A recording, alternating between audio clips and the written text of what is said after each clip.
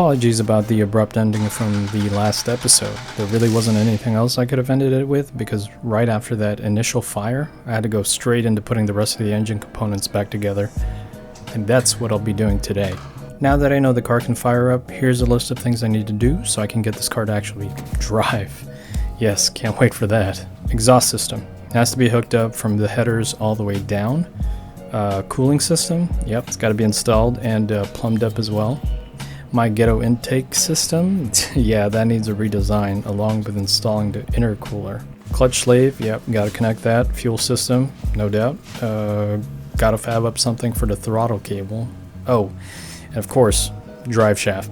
Yep, lots of stuff to do, so let's get started. I'll knock this one out first, connecting the throttle body to the gas pedal. I found the old GZ throttle cable bracket. With this, I'm going to slightly modify it to fit its current application, and along with the SR5 throttle cable, I'll be using this to connect the throttle body to the gas pedal.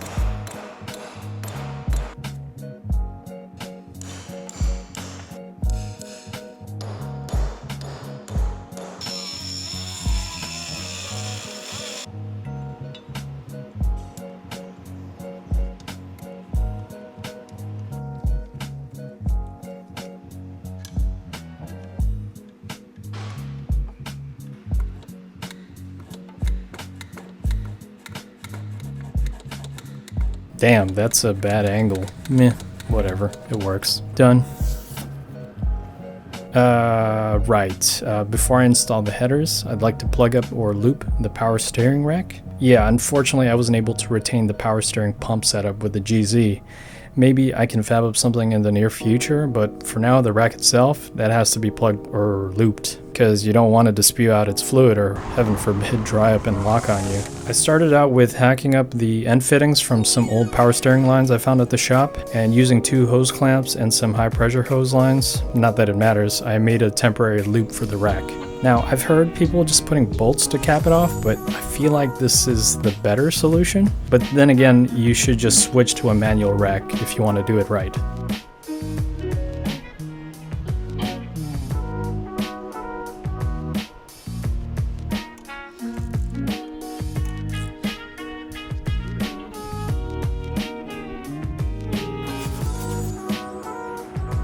Next up, exhaust.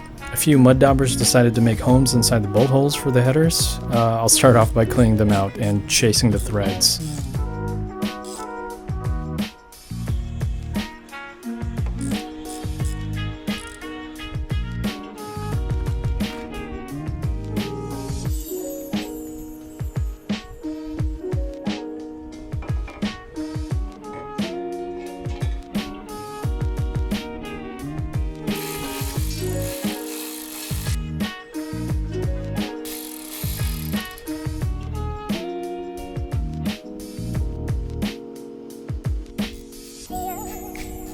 These headers, which are OBX, came with an EGR bung. The EGR has been long gone, so to plug up this hole, I found that certain oil drain bolts actually fit it.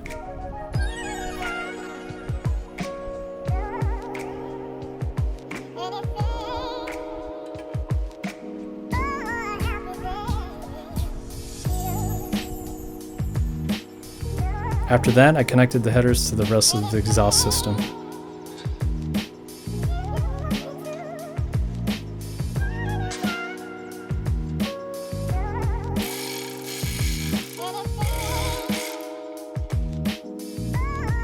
Another thing while I'm down here, I might as well install the new O2 sensor that came with this motor.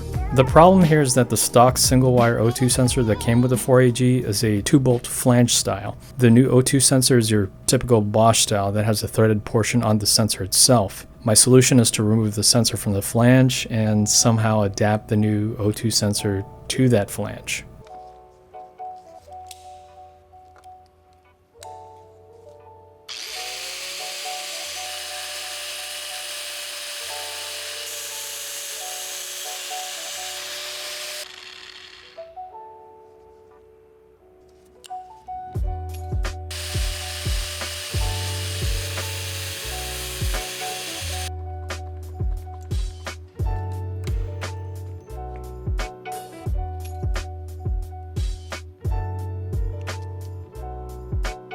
could probably weld an O2 sensor bung to this flange, but I think it's thick enough to where I can cut some threads into it.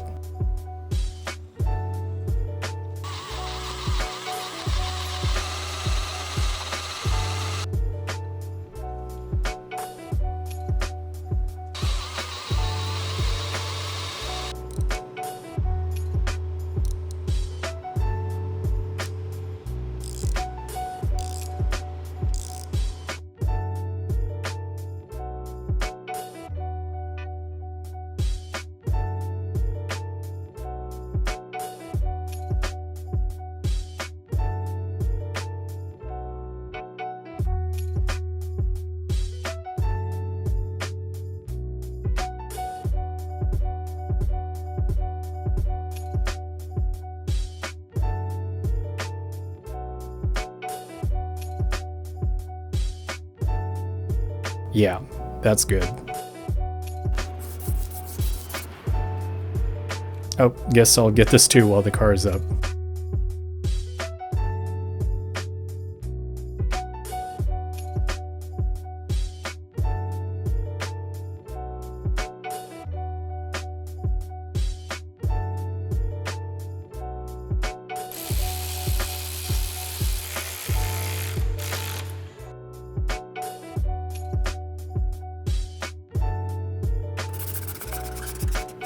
Next on the list, cooling system.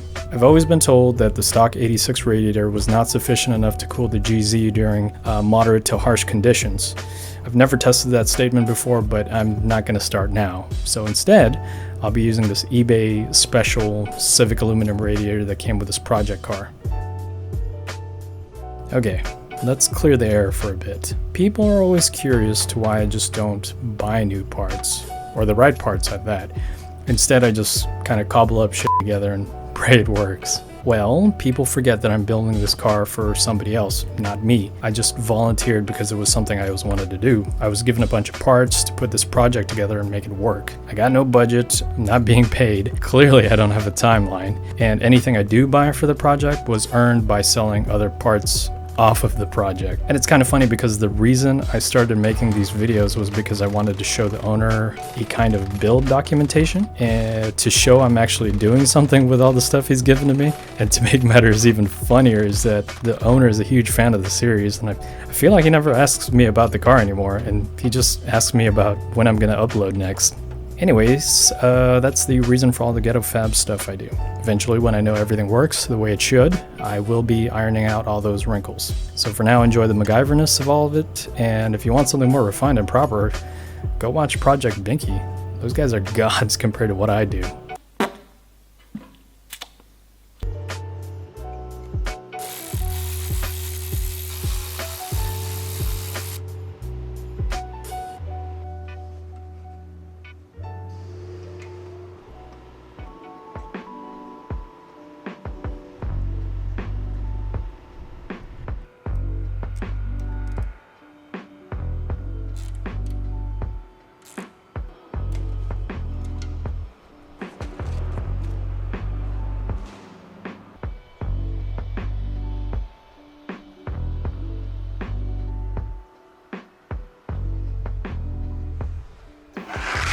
Oh, found the old radiator. I'll be taking the electric fan off of this. Guess I should check to see if it works first, though.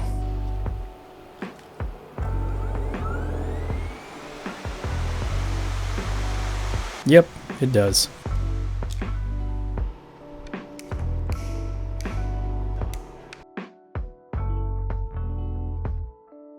Shoot, I'll take this radiator cap too.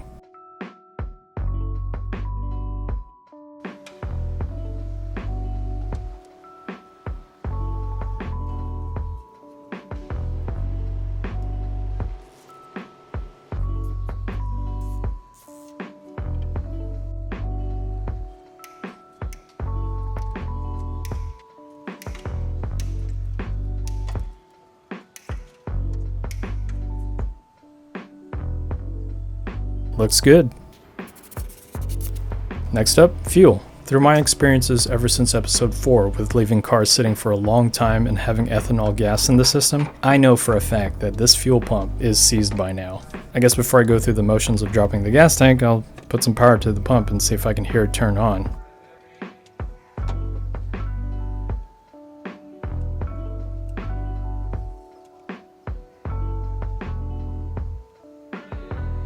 Nope. Okay, let's drop the tank.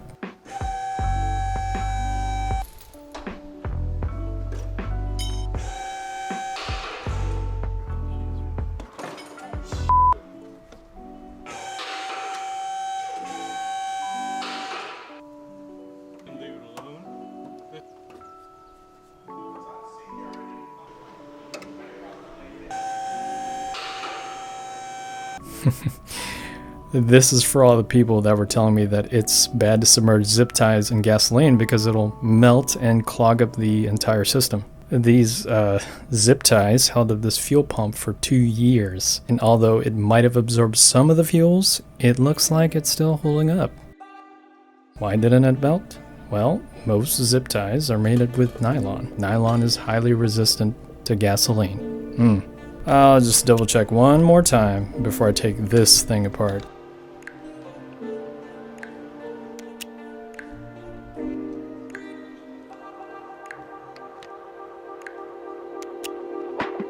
Nope, I see 12 volts going through, but no movement.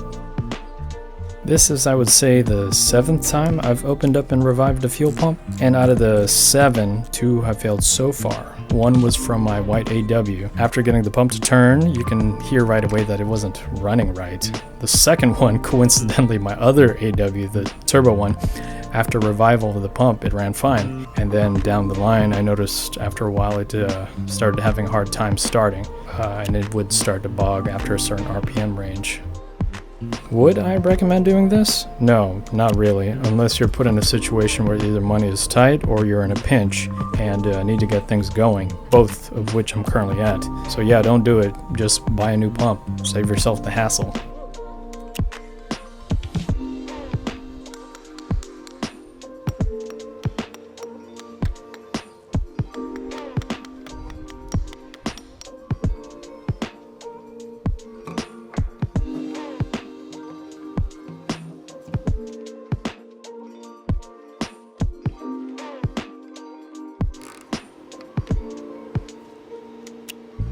Alright, fuel pump is working. I know this because I accidentally had the key on the ignition this whole time, and when I connected the battery, it caused the fuel to spew out the filter all over the engine bay, and in turn killing all these termites that's been living inside the chassis. Yeah. Okay, most systems are a go. Let's fire it up.